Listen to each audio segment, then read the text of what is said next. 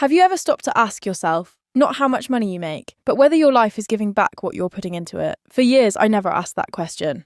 I only looked at my paycheck, how much came in, how much went out. Then one day I realised I had been measuring the wrong thing.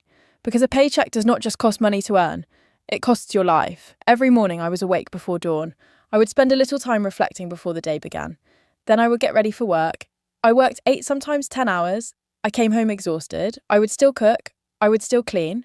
I would still take care of my home. Then I would wake up and do it all again. Day after day. Month after month.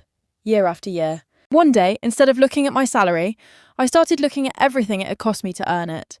The early mornings, the long hours, the tired evenings, the years that had quietly passed.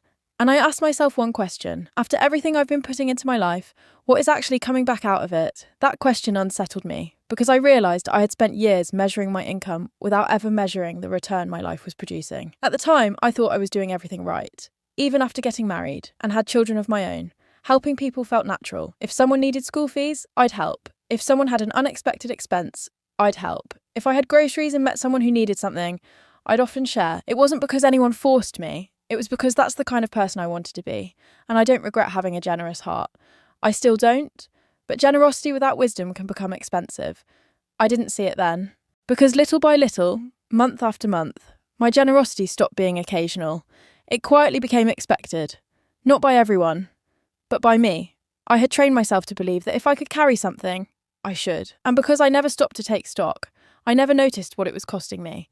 Until one afternoon, I received a call from a furniture company. They told me I was 3 months behind on my own payments. Yes, 3 months? I remember sitting there thinking, how did this happen? I work hard. I earn an income.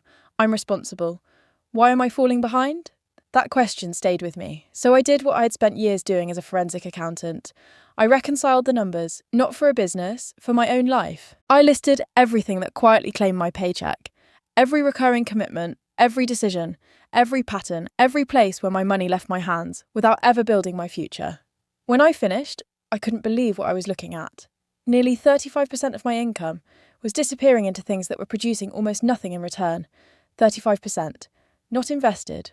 Not building an asset. Not creating financial security. Not preparing me for retirement.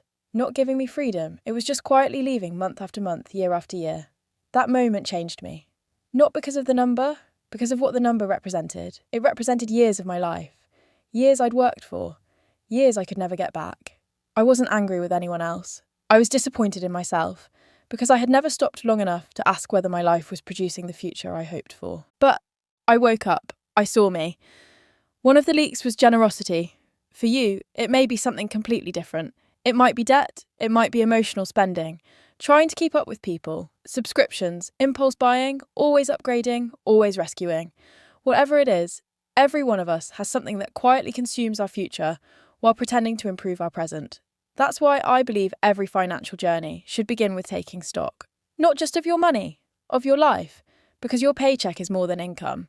It's your time, your energy, your discipline, your sacrifice, your opportunities. It's pieces of your life converted into money. And if those pieces aren't building your future, it's time to stop, look honestly, and reconcile what's really happening. That day, I wrote something that has stayed with me ever since. What I get doesn't describe my worth. What I do with it does. Those words became my compass, because I finally understood something I wish I had understood much earlier. A paycheck should build your future, not just pay for your past. So let me leave you with one question.